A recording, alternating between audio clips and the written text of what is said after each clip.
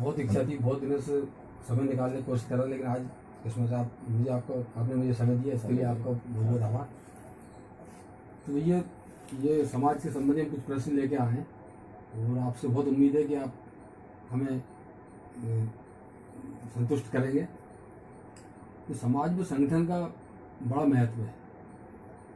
इसकी एकता को लेकर हमारे पूर्वजों ने जब सोचा होगा, पहली बार कब किसके मन में विचार आया कि इसके लिए क्या करना चाहिए, महासभा का आखिर विचार किसके मन में कैसा आया होगा, इस बारे में आपका कुछ अगर जानकारी हो तो हमें कृपया अवगत करें।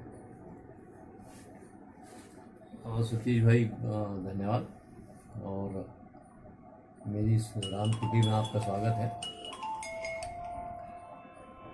मैं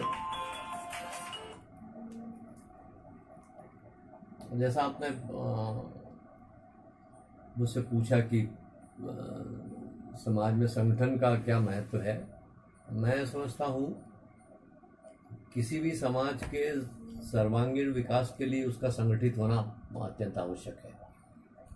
और जितने हम संगठित होंगे उतना समाज का हम विश्वास अर्जित करेंगे, हमारी परस्पर समझ बढ़ेगी और हम अपनी समस्याओं को अपने स्तर के ऊपर उनका हल कर सकते हैं यदि हम आपस में एक दूसरे को अच्छे से समझते हैं, संगठित हैं और समाज के प्रति अपने दायित्व के निर्वहन करने की हमारी भीतर से इच्छा है। तो ये तो समाज में संगठन की आवश्यकता प्रतिपादित होती है। और दूसरी बात, जैसा आपने बताया, तो ब्राह्मण समाज तो प्राचीन काल से ही, जिसका बड़ा हमारे पुराणों में भी उल्लेख है कि विप्र समाज जो है वो बड़े सीमित साधनों में अपनी जीविका का निर्वहन करता रहा। मैंने तो अपनी प्राइमरी की कक्षा से ही हमेशा ये पढ़ा ब्राह्मण के बारे में कि किसी गांव में एक ब्राह्मण, गरीब ब्राह्मण रहता था। मैंने ब्राह्मण की विशेषता ही उसकी गरीबी से जुड़ी रही, कथा में शुरुआत होती। तो आज शिक्षा को लेकर के ब्राह्मण न केवल उन्नत हुआ है और गौरवान्वित हुआ है, बल्कि ब्राह्मण ने अपनी मेहनत से, अपने मस्तिष्क की ताकत से समाज में अपनी जगह बनाई है। महासभा को लेकर के हमारी 19वीं शताब्दी के शुरुआती दौर में एक विचार जो बहुत तेज़ी से चला कि नागरिक समाज को एकत्रित होना चाहिए। तो एकत्रित करने के लिए हमको समाज के कुछ ताकतवर आदमी से संपर्क करना पड़ता है। तो तत्कालीन समय में समाज के जो अग्रिम पंक्ति के जो लोग थे, उनमें हमारे टिमरनी वाले स्वर्गीय गणेश दास जी बलवटे का नाम अग्रणी माना जाता है, सर्वोपरि माना जाता है। तो उनने जब इस विचार के ऊपर थोड़ा सा मंथन किया तो कुड़ावा वाले जो हमारे गुरुगादी के, हमारे जो पूर्वज गुरु लोग रहे, कृष्णानंद जी महाराज, उनके परिवार के दूसरे अन्य लोग, उधर हरिवल्लभ शास्त्री जी जो वो खंडवा और उस क्षेत्र में जिनकी लोकप्रियता उनके ज्ञान के उच्चतम शिखर के ऊपर थे, और पॉलिटिकल अवेकनिंग में जो लोग थे उनमें हमारे महोदय परिवार के जो लोग थे, उधर पटवारी जी का परिवार था, बिल्लोर जी का परिवार था। तो ऐसे तमाम लोग और इस भूभाग से संबंधित जो लोग रहे, जिसमें रामेश्वर दास जी गार्गो, वकील साहब, हमारे नाथुराम जी बिल्लोरे और तमाम ऐसे लोग जो हमारे काशी परिवार चारखड़ा वाले, तो ये सब लोगों का एक ऐसा विचार हुआ। और मज़ेदार बात तो ये है कि जब 1920 का सम्मेलन खंडवा में सफल हुआ और हरदा में 21 का सम्मेलन जब आयोजित किया गया, तो पहले सम्मेलन की बैठक में 750 लोग उस महासभा के गठन के लिए उपस्थित हुए, जो आज की तारीख में भी असंभव लगता है। इतिहास है। अरे आज इतने साधन होने के बाद हम 50-100 इकट्ठे नहीं कर पाते, उस समय अगर 750 इकट्ठे हुए तो अपने आप में वाकई में बहुत बड़ी उपलब्धि। वो एक दस्तावेज मैंने मेरे मित्र डॉक्टर नरेंद्र गार्गो को, मतलब लोगों का क्या जज्बा रहा होगा समाज की एकता के लिए, तो जो वो दस्तावेज में ये तमाम बातें हैं। और उसमें और जितने अच्छे ढंग से महासभा गठित हुई, तो वो ऐसा विचार जिन लोगों पे था, और सबसे बड़ी बात होती है कि अच्छा विचार आने के बाद उस अच्छे विचार का इम्प्लीमेंटेशन Implement करने वाले लोग बिल्कुल कौन सही है, बात है। उसका क्रियान्वयन करने वाले लोग कौन है। मतलब हरदा का मैंने देखा कि हर क्षेत्र में अपने दखल लेना, तो इसमें महती भूमिका, मतलब महासभा के गठन में भी हरदा का महती भूमिका रही है। खंडवा का सम्मेलन नो डाउट पहला सम्मेलन रहा, और 1921 के सम्मेलन ने एक नए युग की शुरुआत की, एक नए युग का सूत्रपात हुआ।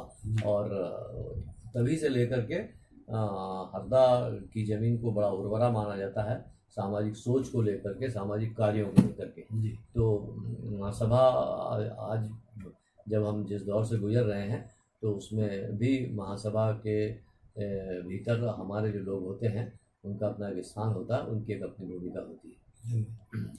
या हम कैसा समाज चाहते हैं जिससे हमारे सामाजिक उद्देश्यों की पूर्ति हो ना, आखिर हम कैसा समाज चाहते हैं, हमारा सामाजिक उद्देश्यों की पूर्ति हो, हम समाज की क्या कल्पना करते हैं, कैसा समाज होना चाहिए।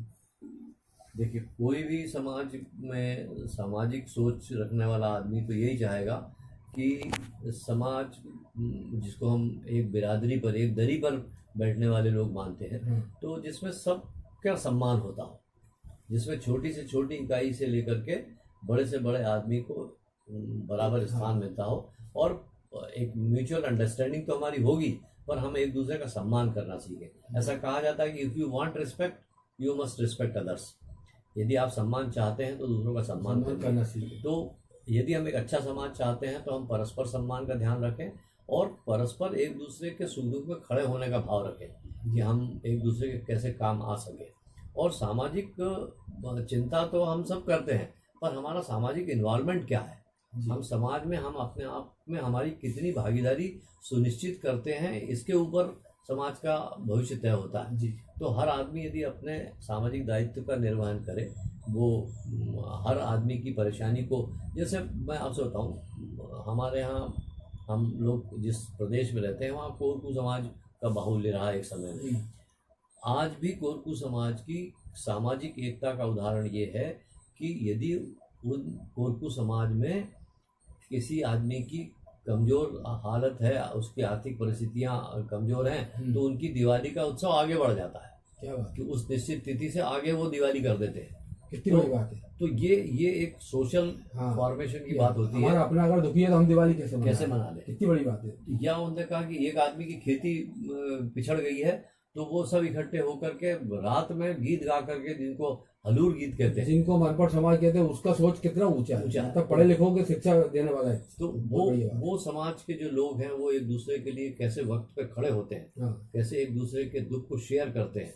तो ये भाव यदि हम अपने समाज के भीतर उसको महत्व देते हैं, उसको इस महत्व को हम रेखांकित करते हैं, यदि ऐसी बात हम अपने आने वाली पीढ़ी के भीतर इंजेक्ट करने में सफल होते हैं, तो हम ऐसे समाज का निर्माण करना चाहते हैं जो सबको साथ लेकर के चले और सबके प्रति सद्भाव का बराबर एक जो निश्चित भाव बना रहे।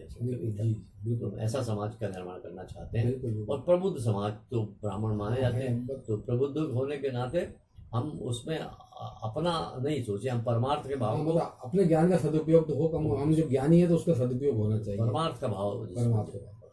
अच्छा, महासभा के समय चुनाव की तैयारी चल रही है और लगता है कि महीने 2 महीने में चुनाव भी होंगे। इसकी पारदर्शिता के लिए आप क्या होना चाहिए ताकि पारदर्शिता रहे, लोग जो शक सुबह के दिखा देते ये ना हो, बढ़िया पारदर्शिता, हर व्यक्ति माने कि हाँ चुनाव बहुत फेयर हुआ है। इसके लिए अपन क्या सजेशन है आपका, क्या होना चाहिए? देखिए, वैसे ये प्रश्न तो मेरे जैसे छोटे आदमी के लिए बहुत बड़ा प्रश्न है, ये आप जो बता रहे हैं। पर 1967 से मैं नामदी ब्राह्मण समाज की महासभा के सम्मेलन अटेंड करता रहा।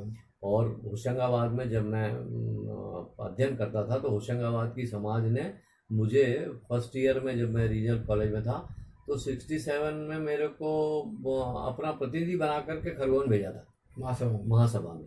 और 24 रुपये उन्होंने चंदा करके मुझे दिया, ये 24 रुपये लेकर के जाइए आप और होशंगाबाद का प्रतिनिधित्व करिए। क्या? तो देखिए, ये जो आपने पहला प्रश्न किया था और दूसरा प्रश्न किया था, उनसे संबंधित ये बातें हैं कि समाज का सोच भी, होशंगाबाद समाज को मैं इस रूप में आदर्श मानता हूँ कि किस तरीके का भाव उनने नई पीढ़ी को तैयार करने का उनका भाव रहता है। तो और उसके बाद भी हमने सारा खर्च निकाल करके जब उनको 3 रुपये देने की कोशिश की कि भाई ये 21 रुपये में हम खरगोन की यात्रा करके आ गए हैं, और 3 रुपये जब उनको वापस देने लगे तो उन्होंने कहा नहीं, तुम्हारी कॉलेज की पढ़ाई के लिए तुमको आवश्यकता होगी, तुम रखो। उनका चयन था ना कि और कि 3 वापिस करने वाला चयन बहुत मुश्किल होता, लेने वाले मिलते ही खर्च ज्यादा बढ़ गया। तो यही तो पारदर्शिता तो मैंने देखी है कि समाज में अच्छी है। पारदर्शिता का जहाँ तक सवाल है, मैं महासभा की किसी भी गतिविधि के ऊपर कोई ऐसी बात नहीं करना चाहता कि वहाँ अपारदर्शिता है।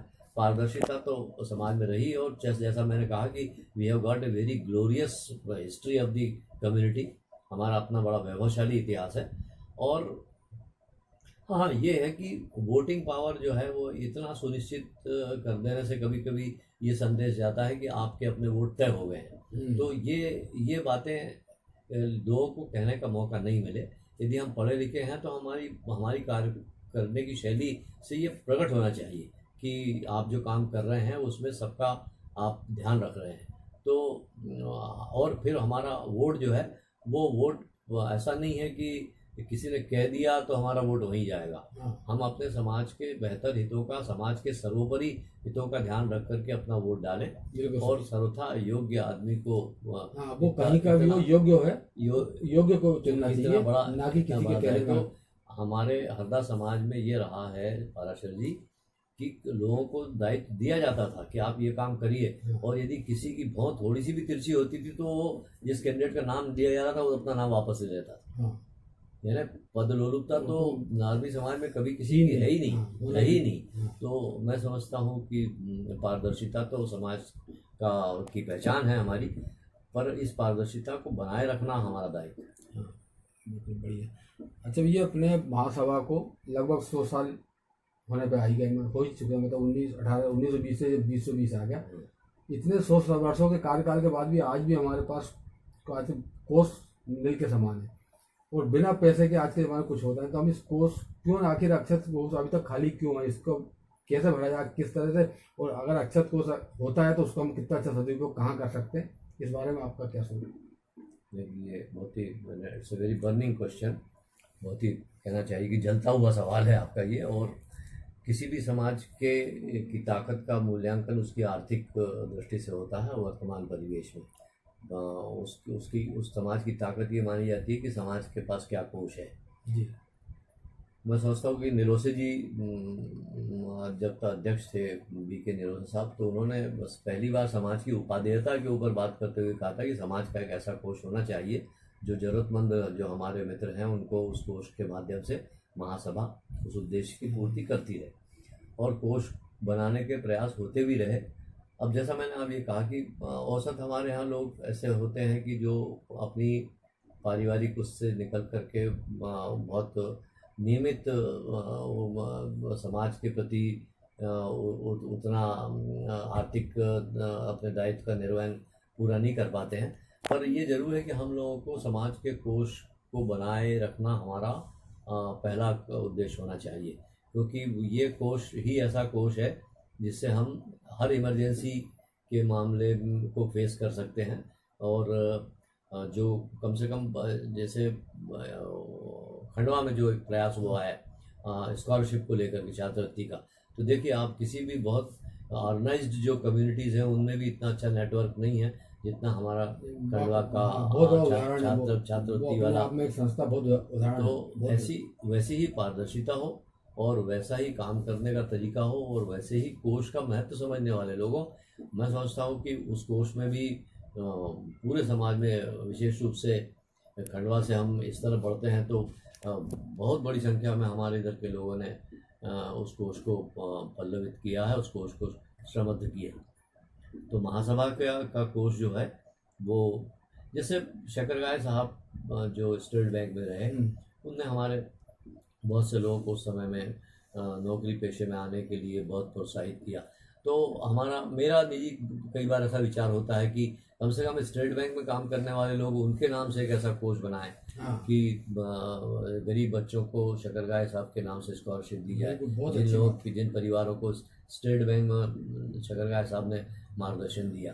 तो इसी तरीके का समाज में भी जो लोग हैं वो महासभा को अपनी महासभा समझ करके उस कोष के निमित्त कुछ अपना योगदान दे, तो वो केवल उनकी चिंता नहीं होगी, वो आने वाली पीढ़ी की चिंता होगी। बहुत तो अक्षत कोष का जो प्रश्न है वो बड़ा महत्वपूर्ण प्रश्न है, और उसके लिए तो यदि हम लोगों को झोली फैला करके भी निकलना पड़ेगा, तो यदि कोई टीम उसके लिए आगे आती है। महती आवश्यकता है, और अगली महासभा को इस पर विशेष विचार करना हम तो चाहिए कहते हैं और जरूरी है। महासभा के खुले अधिवेशन में इसको विशेष रूप से चर्चा में लाना चाहिए, हाँ। और लोगों से कमिटमेंट लेना चाहिए कि जैसा लोग बद्रीनाथ और केदारनाथ में जाके कमिटमेंट करते हैं ना, हाँ। ऐसा कमिटमेंट महासभा के उसमें होना चाहिए। हाँ। कि हम अक्षत कोष के नाम से ये कमिटमेंट है हमारा, हाँ, और उसका दायित्व हो। बहुत बड़ी बात। अच्छा, ये इस समय सामाजिक जो असंतोष है, इसका आप क्या कारण देखते हैं? मतलब क्यों असंतोष है समाज में? सामाजिक असंतोष का क्या कारण देखते हैं आप? देखिए, आप कोई भी समाज में असंतोष यदि है तो मैं उस समाज को बढ़ता हुआ समाज मानता हूँ। जो समाज प्रगति के रास्ते पे चढ़ते जाते हैं, बढ़ते जाते हैं, वहाँ उसी अनुपात में लोगों के भीतर असंतोष का भाव भी बनता रहता है। तो किसी भी समाज में कोई असंतोष को हमने नेगेटिव नहीं लेना चाहिए। यदि कोई असंतोष है तो उसको हमने पॉजिटिव लेना चाहिए। ये समाज कुछ कर रहा है, इसलिए लोगों में असंतोष है। एक इनएक्टिव आदमी यदि घर में बैठा रहेगा तो असंतोष और संतोष बराबर ही हो जाएंगे। मतलब पर जिस जागरूक समाज है तब तो असंतोष है, जागरूकता है। हाँ, तो असंतोष को पॉजिटिव वे में लिया जाना चाहिए। और असंतोष यदि है भी तो उससे कोई सामाजिक हानि वाली बात नहीं है। ये सब चीज़ें हमारा एक कहना चाहिए कि there is just difference in thoughts. हमारे वैचारिक थोड़ा सा उतार चढ़ाव है। सामाजिक असंतोष शब्द में थोड़ा सा ऐसा लगता है कि हम एक दूसरे के विरुद्ध कुछ इस तरह का भाव रखते हैं। ऐसा भाव हमारे समाज में नहीं है। हाँ, और वो उसको हमने पॉजिटिव वे में लेना चाहिए कि we are ultimately we are progressive. हम लोग कुछ रचनात्मक करना चाहते हैं, तो अच्छा करने के लिए लोग अपने विचार रखते हैं। तो that should not be a dissatisfaction, that should be taken in a very positive way. जी। अच्छा, आप युवाओं के लिए क्या संदेश देना चाहते हैं? आज के युवा के लिए आपका क्या संदेश है, या समाज को भी आप अगर कोई संदेश देना चाहते हैं तो आपका स्वागत है। देखिए, ये तो बहुत मेरे से कई समाज में ऐसे लोग हैं जो बहुत जिनके दर्जे वैचारिक दृष्टि से ऊंचे हैं। समाज में युवकों को तो देखिए, युवक किसी भी समाज की धड़कन माने जाते हैं। जी। They are the I should say the most important ingredients of the community. हमारी समाज को गढ़ने वाले लोग होते हैं। और उन बच्चों के लिए तो हमको यही कहना चाहिए कि उन बच्चों को सामाजिक गतिविधियों में बढ़ चढ़ के वो भाग लें। Once the youth has gone it never comes again. जवानी एक बार चली जाती है तो फिर वो लौट करके नहीं आती। तो जो हमारे बच्चे आज युवा हैं, उस तरुणाई का सच्चा उपयोग ये है कि उसको वो रचनात्मक दिशा में लेकर के जाएं।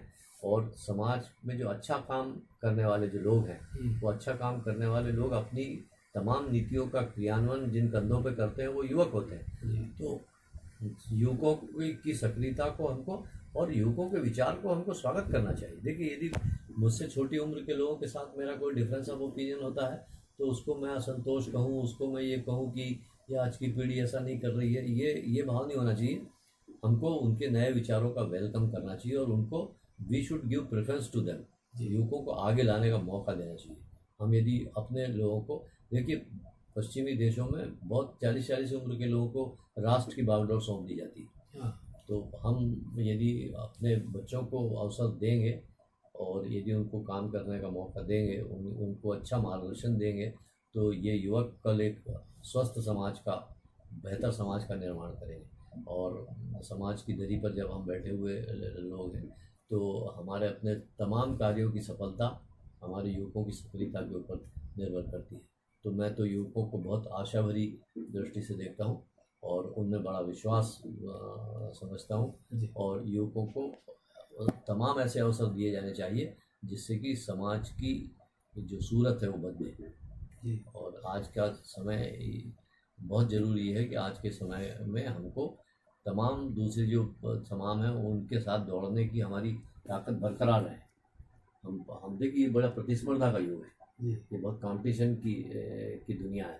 इसमें यदि हमने ऐसा ठहराव, रुके हुए पानी को कोई महत्व नहीं देता। तो पानी बहता हुआ जो है, बहते हुए पानी का महत्व का महत्व है, उसकी इम्पोर्टेंस समझना जी। चाहिए। तो बहते हुए पानी को यदि कोई आदमी उसका सही मूल्यांकन कर सकता है तो वो हमारा यूथ है।